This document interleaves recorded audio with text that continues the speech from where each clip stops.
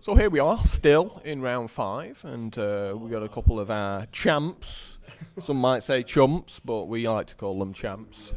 So we've been talking just recently with Rob about all the thought processes that go through your sort of deck testing. And we've not really talked to you yet about that, Neil. I was going to say, Rob covered a lot of the how I got to which deck I was playing. We didn't go like fully into like the play testing, but we did cover a lot of like how I get to the deck I'm playing of. Like, well, his first thing is go onto Magic Online, look at a couple of top decks, and just go. Okay, let's say our default thing is to play this deck, do a bit of testing with it, and then go. Actually, do you then move from deck to deck as one deck starts crushing another? I'm very much a player and not an innovator, so I'm like almost every time I'm playing a net deck of some sort that's maybe been changed a little bit by somebody who's a bit more in the by know. Sutty or Matt, and then, but like it's unlikely that I ever play a deck that I've designed myself. Not done that since about 1998. So essentially, a lot of my playtesting is just numbers and like playing games. I'm quite lucky. I've got quite a good Magic Online account, so I just build all the decks and just play them in the 2-man queues and 8-mans and dailies and things like that, and basically just see which decks I like playing. Is Magic Online as tougher, weaker than a PTQ so far as competitive play is concerned? By and large, it's the players on Magic Online are a lot stronger, because a lot of the time the people who play on Magic Online are grinders and they just play all the time, whereas a lot of the people at PTQs play because it's the tournament that's going on that weekend and that's what I'll go and play. And it's like, obviously I can't speak for them directly, but a lot of them I think don't come with the belief, like I think somebody mentioned it on one of my conversation we were having online, and it was one of the reasons that PTQs in England are quote unquote soft is because what people want is to make top 8. They don't want to win. They consider that an achievement, making top 8. Because I was genuinely not sure whether I was coming today or I was got to play the online PTQ, and like a bunch of, like I said, that came up and it was just like a lot of people like, oh, making top 8's easier in England, and another guy went, that's the problem, because it's just about making top 8 in England, it's not about winning. And there's a lot of people in the PTQ that I imagine aren't necessarily expecting to win or even necessarily trying to win. They're trying to get to 7-1 or 6-1 and then IDing, and then they've made the top 8 and it's like, there we go. And then if they happen to, and then like essentially it starts again as a tournament rather than the whole thing being a means to an end. Yeah. They consider they've won their box of product for the day and they're happy. Yeah. Yeah, won their box, won their play mat, and I think it's one of those where if that's you're going to tick off boxes on the list, sure, that's perhaps something, at least you've achieved something. But something I get from work particularly, I like the idea of having targets and stretch targets, so you can set yourself a target of, okay, I want to make like top 8 or I want to make day 2 of GP, but you should have a stretch target as well, like which just encourages you, okay, once I've done this there's going to be something else and I'm going to put bonus points on the board, I'm going to keep my eye on that. I mean, that, rightly or wrongly, that's how I tend to work with it. So one thing that always crops up, I like to ask people as they're going throughout a tournament about their deck choice, not only how they came to it, but whether they are happy about it. I mean, do you feel, let's talk briefly to both of you about what deck you ended up playing and whether you think it was a good choice given how things have gone for you. I'm playing the Aristocrats deck, but the new version that Brad Nelson's been playing, and basically... How's this different from the regular version? See, this is where I'm not an innovator or anything, I'm just a player. I think the main thing they've done is added... I won't say Bloodline Keeper, it's not Bloodline Keeper. Blood Artist. And more Blasphemous Axe to like essentially give them a combo kill. I mean, there's two very clear versions of the Aristocrats now. There's the Act 2 version, which has the Boris Reckoner, the Blasphemous Act kill, and the Blood Artisan is kind of a drain and gain type of deck and more of a combo feel to it. And then there's the version I'm on, which came out of GP Rio, which was the Brazilian Magic Online grinders. Took a lot of the excess out of the deck, turned it into almost a human aggro deck with the sacrifice bonuses to it. And do you think it was a good deck choice? I feel like, other than like the only deck I've lost to is the other deck that I was considering, which was the mono red deck, and they were very close games. Like the second game wasn't close, but the first and third games were very close. So you can have no complaints about that. And I just feel like my deck's incredibly powerful, and a lot of the other people that I've played against are just like haven't felt like. Looking at they them, aren't threatening you. Yeah, I look at them and they think they're doing well, and I look at my hand and I'm like, you're really not. You're just dead. And I think that's a difference as well between picking a good deck for this week versus next week, because what I found in testing the deck was when people know how to interact with Act 2, it can turn into a very horrible deck quite fast. Particularly Jund can be a horrendous matchup. You can have hands where you look at your Boros Reckon and think, if he stays around, I'm going to get there, and suddenly an Abrupt Decay can change you into feeling like you're in a commanding position where you're going to Blasphemous Act, take the game away into having 2 Blood Artists, for example. I mean, this is not a new concept, is it? I mean, it's something we talked about 10 years ago, especially when you were playing Obliterate at the Nationals, is that it was a deck that got considerably better the less opponents knew about it. Yeah, and that's something that's, like I said, one of the people that helps me, I mentioned him earlier, is Matt Light, and he's got a very good record and a very good ability to sort of find the meta game and know what the right deck for the meta game is. Like when like I said earlier, when we were in Liverpool, we were the only 2 people playing the enchantment hexproof deck. Boggle. And that was just incredibly well positioned for that PTQ. And then people played it at the Manchester PTQ and nobody did particularly well with it. It's about knowing where to get that information. I mean, I'm not sure how much, I don't know Matt well enough to know how much is off the top of his head, how much is him just being incredibly resourceful. But, for example, the Aristocrats Act 2 came out with Brad Nelson, who ran it at the Invitational. I've been giving it to Jake Loon. And before that, he was the one before Junk Rights went big, who was suggesting definitely play this deck. So it's almost like, at the minute, follow Brad Nelson, he's 2 steps ahead of the meta game. Likewise, it's not just such like where you can find on Star City articles. I'm a big fan of such as Twitter as a source, particularly Magic Online grinders. Following them on Twitter, they're really good for striking up conversations with you if you ask them questions, and you can get some really good discussion on the decks which are just breaking. I mean, I've heard before people say the paper meta game is about 2 weeks behind Magic Online, so... And how far is the UK metagame behind the Magic Online and paper metagame? It's like way behind. UK metagame's behind the paper one. Yeah, it depends. I mean, there's some good players in this room who will know what's up and will have done the same research. I mean, it's not like the top players are using anything out there which is hidden resources. I mean, sure, there's a bit of grinding to it in that you can build up relationships with people to the point where you can turn around and ask someone, like a Brad Nelson, what deck would you play and get shit one versus getting top, who are you? But it's just about sometimes putting in the time to being resourceful towards it. So, at which point in testing did you go, actually, this is really powerful?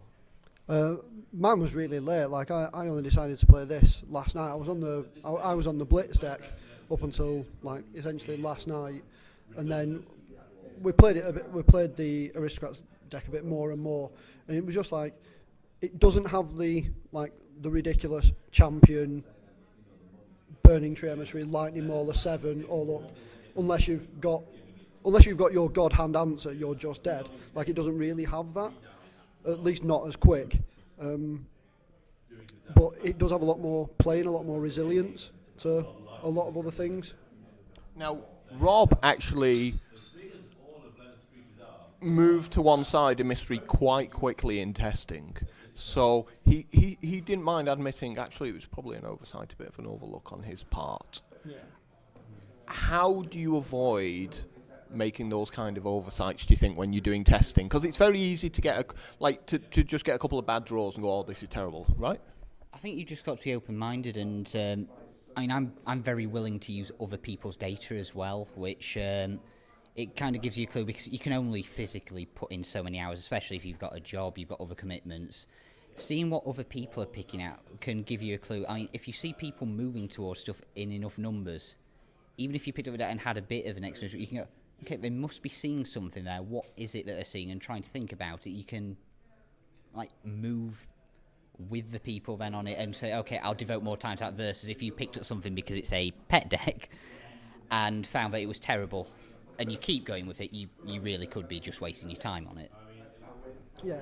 When you were talking, another thing from when you were talking about resource and being resourceful, part of the problem in the UK especially is that there aren't really any teams anymore. Like, one of the times England was genuinely a force was when we had the Palace team, and that's because there was a group of like 6 or 7 incredibly good Magic players working together, and you just don't get that in England. And part of the problem with that is because England's so small, anybody you work with is a potential hurdle on your... Yeah, he's first of all, he's going to snitch to everyone else, but because we've got 7 PTQs a season instead of 13, and because it's so much harder to sort of stay on the train, you're all fighting for that same one spot, right? Yeah, but it's more a case of, like, in America, the guys in New York will happily give all their information to the guys in LA, because the guys in LA aren't coming to the New York PTQ.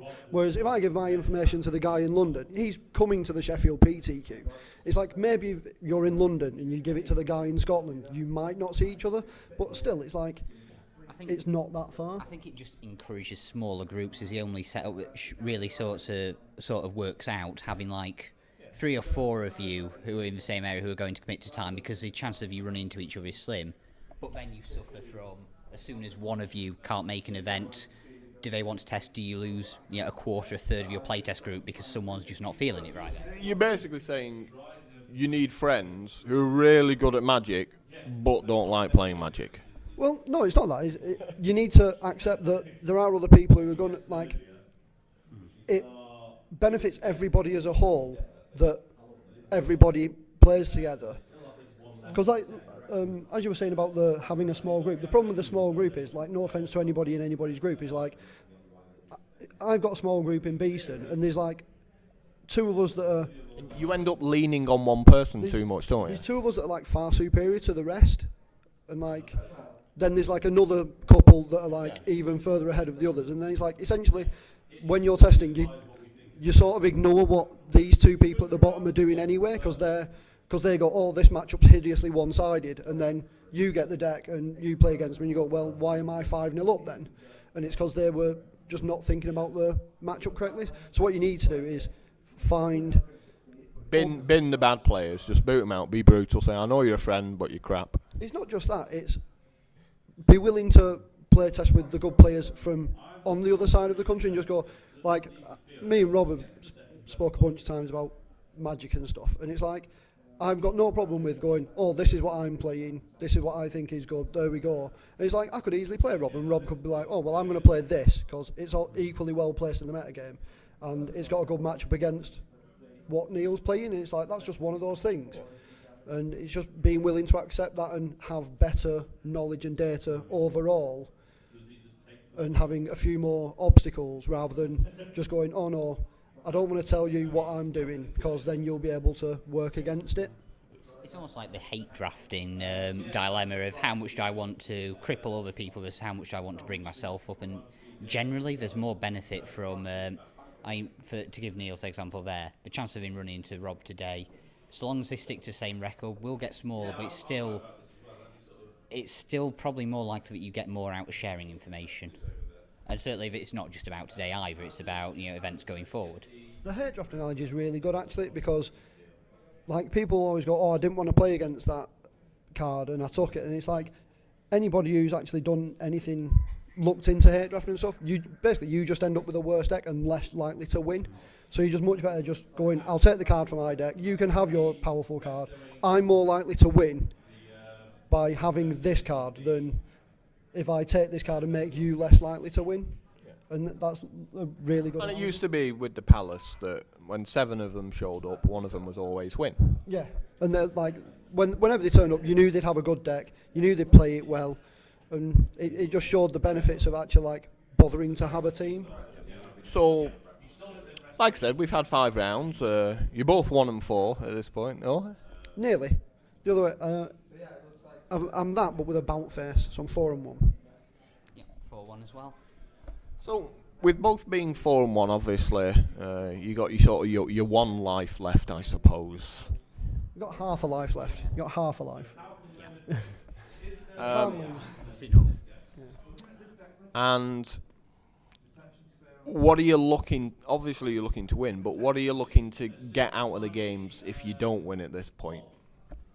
You're going to play it through. I'm going to say I understand what you're saying, and it's basically if you lose, will you carry on playing? And I probably I wouldn't, because one, I've got to it means I can actually get home. Because if I make the top 8, I probably can't get home. But I'm just almost better off going home, and if I wanted to play more Magic, playing it online, because you can just get games through quicker, and the opponents are probably better, and that's all. It's a better use of your time, is what you're saying. Essentially, especially for testing, yeah. I think I'm likely to stay and just get a feel for what people are doing in the room, which should hopefully come into use maybe at Milton Keynes next week. So you prefer learning a bit more about the UK metagame if you think there is one? Or do you think it maybe changes too much on a week-to-week basis to be able to use what you learn this week? I think it seems fairly slow to adapt, so I think what you get from this week can be useful. I mean, it can move from area to area, have different decks, but I mean, certainly a lot of the chat I saw before going to this event was people still thinking Jund was a very sensible deck to play in a Junk Reanimator meta, so I'm probably happy to go around and see what numbers are being played on stuff. So I think that's a kind of a good place to wrap it up there at the very least. But you know, the final quick question is, of course, I mean, you're both 4-1. You know, would you take this deck if this tournament started again right now? Is there any card you would change in it, do you think, from the 75? Not at present, no. So, in other words, you know, I think I've got the right deck right now.